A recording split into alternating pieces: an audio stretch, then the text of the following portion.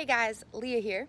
We are going to talk about scar tissue. Scar tissue is something that a lot of people have, and it's something that a lot of people aren't paying attention to.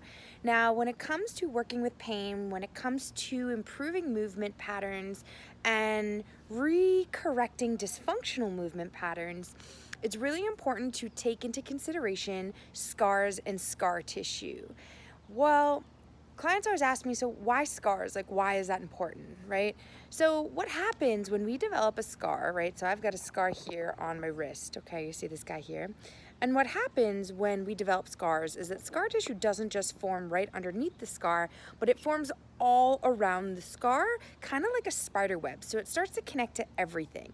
So it's really important to start to work on scar tissue so that it doesn't adhere to things around, right? Around the fascia, around the tissue itself, so that it doesn't adhere to other fascia, and so that it doesn't prevent us from being able to have full range of motion.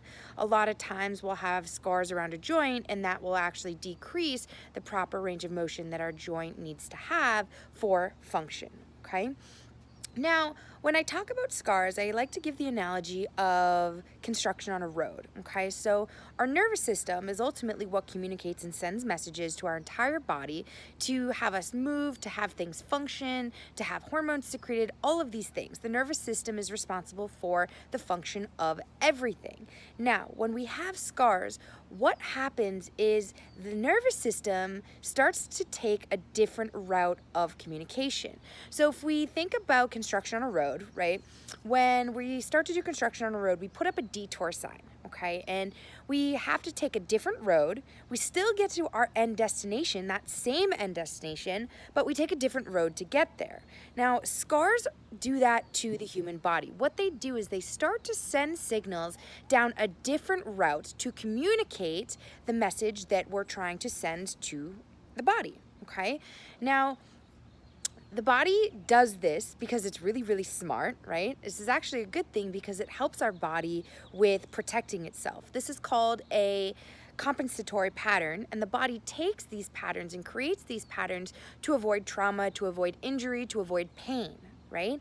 So the body does this because it's really smart, okay? It's important to note that this is actually a beneficial thing for us. However, it becomes non-beneficial to us when we start to heal, when we need to start moving again, and when that starts to get in the way of using those old roads. So when we talk about strengthening our body to reduce our pain, it's really important to make sure that if and when we have scars, that we massage them so that we can decrease the body's use of those compensatory patterns and start to remind the body that it's okay to go down that old road again, right? The original road.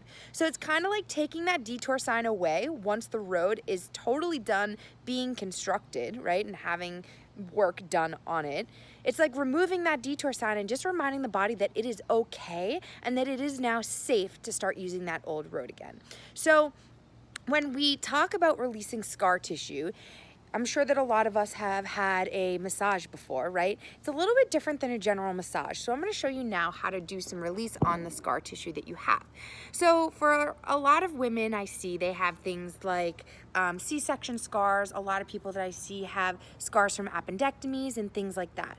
So one of the ways that we can start to relieve tension and reduce how much fascia is being restricted by that scar is to do work on it. So we're not going to move it around like a massage that we've had, right? But what we're going to do is we're going to hold it and almost think about letting the fascia melt, okay? So what you can do is imagine that you have a compass surrounding the scar, north, south, east, west. You can pull in each direction and hold it there. What you can also do is explore ranges of motion while you're holding that direction of pull.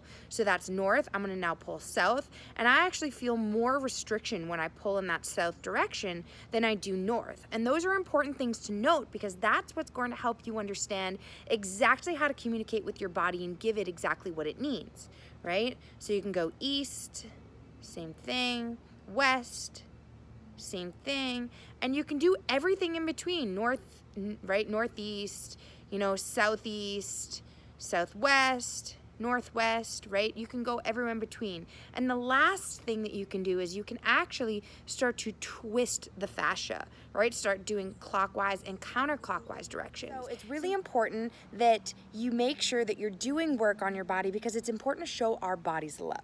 So make sure that you're showing your scars love before you do your exercises, before you do your warm-up, because that is going to help your body learn to take and use those old roads again safely. I hope this was helpful, and if you have any questions about releasing scar tissue, please feel free to reach out and let me know.